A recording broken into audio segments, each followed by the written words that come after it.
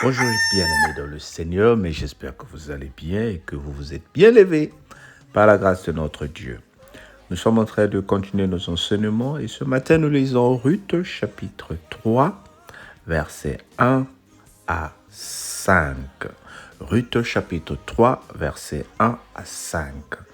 Naomi, sa belle-mère, lui dit, « Ma fille, je voudrais assurer ton repos afin que tu fusses heureuse. Et maintenant, Boaz, avec les servantes duquel tu as été, n'est-il pas notre parent? Voici, il doit vanner cette nuit les orges qui sont dans l'air. Lave-toi et oins-toi, puis remets tes habits et descends à l'air. Tu ne te feras pas connaître à lui jusqu'il ait achevé de manger et de boire. Et quand il ira se coucher, observe le lieu où il se couche. Ensuite, va, découvre ses pieds et couche-toi. Il te dira même ce que tu as à faire. Elle lui répondit, je ferai ce que tu as dit. Elle lui répondit, je ferai ce que tu as dit. Naomi, la belle-mère de Ruth, dit maintenant, l'heure est arrivée de créer une situation pour ma belle-fille. L'heure est arrivée de t'amener vers le bonheur. Elle dit quelque chose à Ruth. Lave-toi, enlève tes habits de veuvage. Parce elle se comportait comme quelqu'un qui avait perdu espoir. Elle s'habillait comme une veuve. Bien que le temps était passé, bien que les années étaient passées, mais je suis sûr que c'était encore le moment d'observer la période de veuve. Elle dit, enlève ces habits-là, fais-toi propre, va voir là où Boaz va manger et boire ce soir, et tu vas coucher vers ses pieds. Il te dira même ce qu'il faut faire. Et c'est où dans la Bible on a dit Boaz et Ruth et Naomi ont conversé pour préparer cette rencontre? Nulle part. Ruth est en train de recevoir un message prophétique de la part de Naomi. Naomi, c'est comme si elle connaissait déjà l'avenir. Elle est en train de préparer le bonheur de sa belle-fille. Elle veut maintenant faire un placement. Oh bien-aimé, voilà un peu la récompense que reçoivent les gens qui sont fidèles au service. Voilà la récompense que reçoivent les gens qui sont fidèles aux vieilles personnes. Tu prends tout ton temps à t'occuper d'une vieille personne. Tu prends tout ton temps à t'occuper de tes parents. Tu prends tout ton temps à écouter les serviteurs de Dieu. À un moment, ils vont te dire, voilà ce qu'il faut faire. Oh bien-aimé, il y a certaines personnes dans la vie qui ont reçu la grâce de nous placer. Il y a un proverbe nigérien qui dit, ce que voit une personne âgée assise, un jeune même debout ne peut pas le voir. Je reprends encore.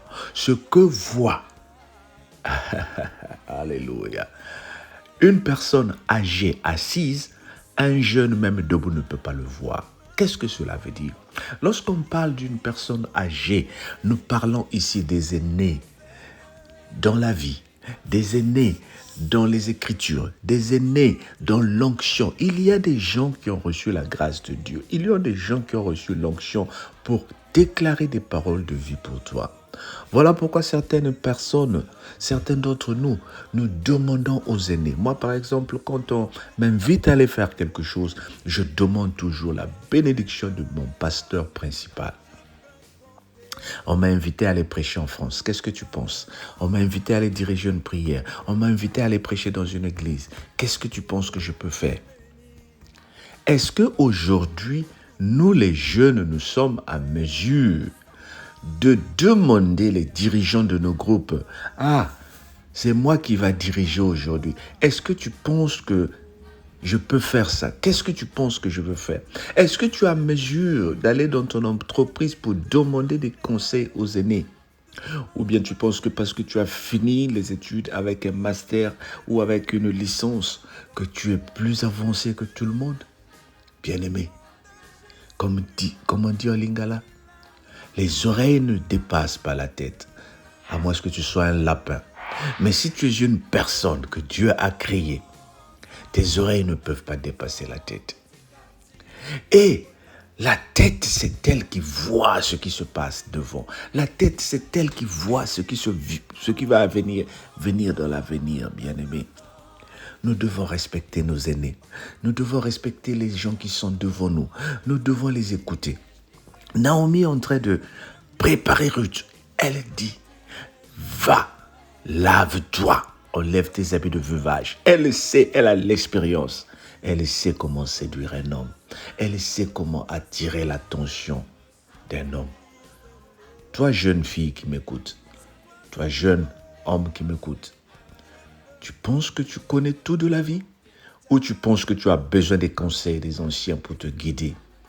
Ah, je vais aller, j'ai appris, à l'école, on nous avait montré. Il y a certaines choses dans le foyer qu'on n'apprend pas à l'école. Il y a certaines choses, regarde, lorsqu'un enfant sort du ventre de sa maman, quand il commence à pleurer, on met les seins dans sa bouche, il commence à sucer. Personne ne lui a appris ça. Il y a des choses qui sont naturelles, mais qui doivent être guidées, qui doivent être assistées, que nous devons apprendre auprès des anciens. Pourquoi Ruth est en train de bénéficier de tous ces avantages-là? Une belle mère qui commence à se soucier d'elle pour la placer. C'est par sa fidélité, comme nous avons dit dès le départ. Bien-aimés, ce message de Ruth est en train de nous amener vers Jésus-Christ. Ce message de Ruth est en train de nous amener vers les solutions aux problèmes qui sont bloqués dans nos vies. Maintenant, qu'est-ce que moi je veux que tu comprennes et que tu retiennes jusqu'à aujourd'hui? La première des choses, être à mesure d'écouter. La deuxième des choses, sois à mesure de servir les aînés, de servir les anciens, de respecter ceux qui sont plus âgés que toi, d'écouter. Et quand le Seigneur est en train de t'instruire qu'il y a une certaine grâce quelque part, accroche-toi à la grâce. Accroche-toi à la grâce dans l'obéissance et dans l'humilité. Tu vas voir que le Seigneur va t'élever.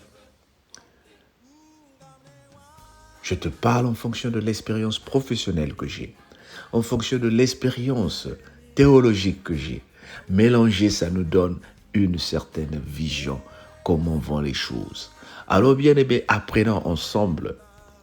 Commence à te préparer. Oh, dis avec moi, je suis en train de me préparer. Je suis en train d'enlever les habits de mon veuvage. Je suis en train d'enlever les habits de ma pauvreté. Je suis en train d'enlever les habits de femmes sans papier. Je suis en train d'enlever les habits d'hommes sans papier. Je suis en train de lever les habits qu'on m'a forcé de porter pour dire que je suis comme ça, je suis nul. Maintenant, Naomi, mon Seigneur, Naomi, le Jésus est en train de me parler à travers Naomi pour me dire, prépare-toi parce que je vais t'amener à la rencontre. Bien-aimé, je ne peux pas rencontrer ta bénédiction étant toujours dans l'état où tu étais avant de commencer à prier.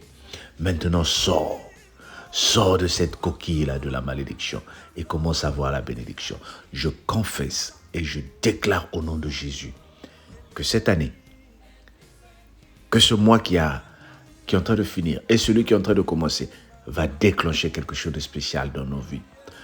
Dis, je reçois au nom de Jésus. Amen. Alors, passe une très bonne journée. Tu sais ce qu'il faut faire.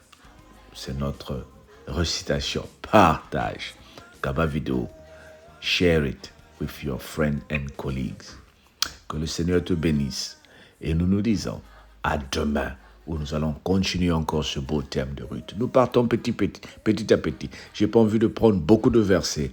On risque de manquer ce qui est l'essentiel parce que j'aimerais que tu comprennes le message clé de ce livre. Que le Seigneur te bénisse. On se dit à demain. Bye bye.